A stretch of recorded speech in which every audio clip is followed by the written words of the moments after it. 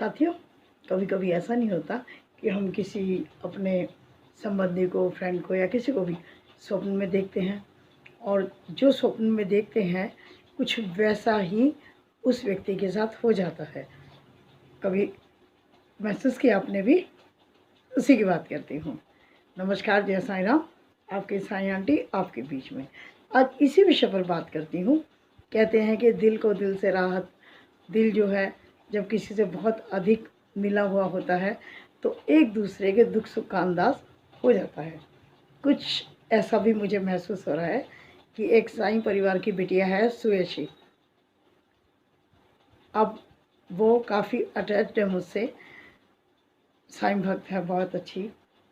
तो उसने मुझे वॉइस कॉल किया, वॉइस मैसेज भेजा सॉरी, कि आंटी मैं कुछ दिन के लिए बाहर कहीं जा रही हूँ, मेरा फ़ोन बंद रहेगा। मैं आपको इसलिए बता कर जा रही हूँ कि कहीं आप कॉल करो ना मिले तो आपको मेरी चिंता ना हो जाए, मैं आपको बता कर जा रही हूँ।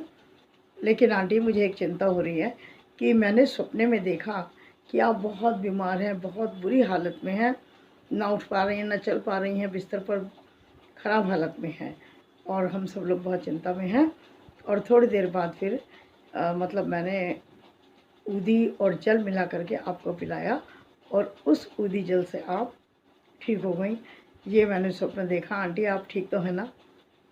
तो सुन करके मुझे बड़ा हैरानी हुई कि ये बिटिया कितनी मुझसे अटैच्ड होगी, क्योंकि लगभग एक हफ्ता 10 दिन पहले की ही बात है कि मैं अपनी सीढ़ियों पर गिर गई थी और लेकिन इतना मालिक ने संभाला मुझे कि मैं सबसे लास्ट की सीढ़ी पर गिरी और मैं इस तरह से लुढ़कते हुए नीचे नहीं आई।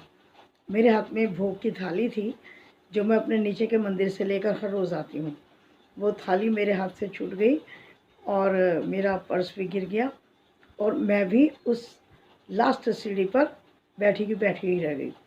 हुआ क्या कि एक पैर तो मैं उठा चुकी थी, लेकिन जो मेरा राइट लेग है, दायां पैर, उसमें बहुत पहले 8-10 साल पहले चोट लग गई थी। मैंने वो अपना मिराकल डाला हुआ है कि जब एक कार मेरे पैर पर चढ़ गई थी तो हुआ क्या कि बारिश जैसा मौसम था, पैर नहीं फिसला।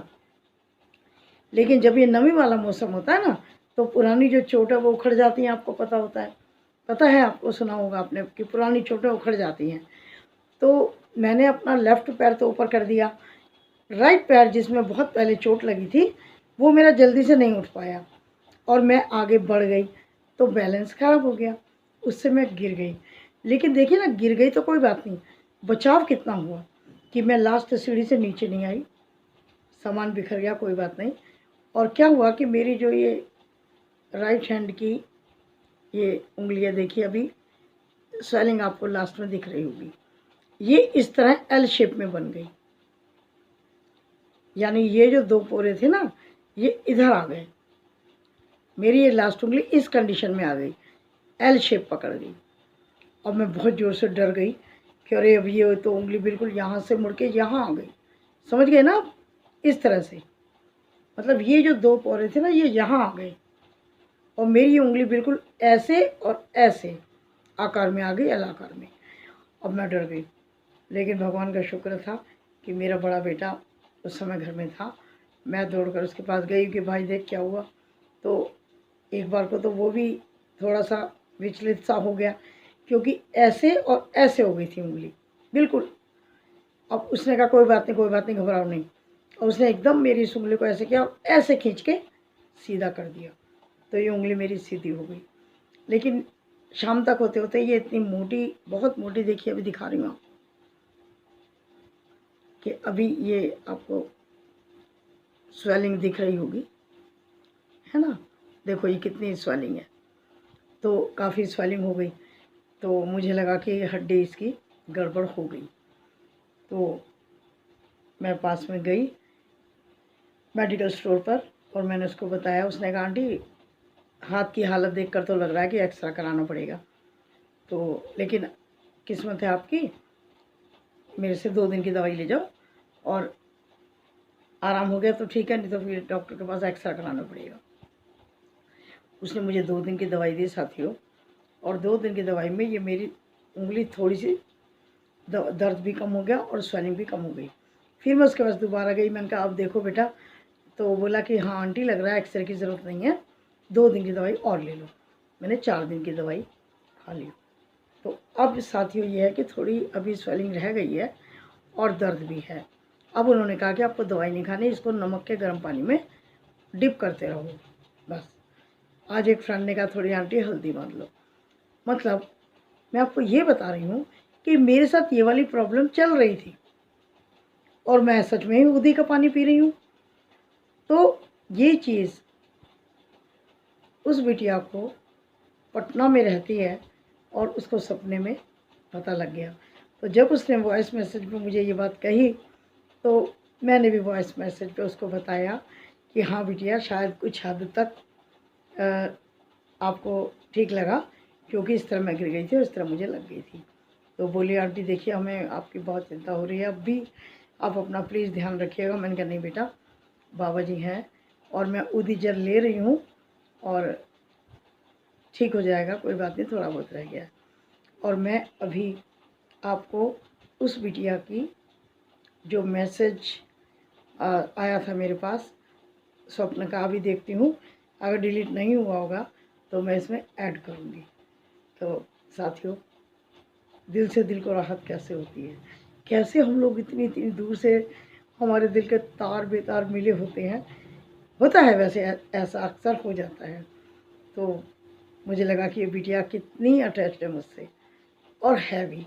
और साईं परिवार का मैंने बनाया वीडियो कि मैं अपने आप को बहुत बहुत बहुत भाग्यशाली समझती हूँ कि अगर 2-3 दिन मैं वीडियो ना बना पाऊँ किसी कारण से, तो मेरे सब साईं परिवार को मेरी चिंता हो जाती है और वो पूछने लगते हैं कि आंटी वीडियो क्यों नहीं आया। तो फिर बताती हूँ कि घर में काम चल रहा है या जो भी रीज़न होता है। तो ये मेरा सौभाग्य है साथियों कि साईं की कितनी कृपा है कि कितने प्यारे बच्चे साईं भक्त मेरे साथ हैं। और अब मैं आपको अपनी एज बार बार बता देती हूँ, 68 ईयर्स ओल्ड। और इस बुढ़ापे में आपको मालूम है, वैसे मैं अपने को बूढ़ा मानती नहीं हूँ, पर उम्र है ना, तो वो तो अपना काम करेगी ना। तो इस उम्र में यदि इतने सारे बच्चे और इतनी चिंता फिक्र करने वाले हों, क्या कहना उसकी किस्मत का।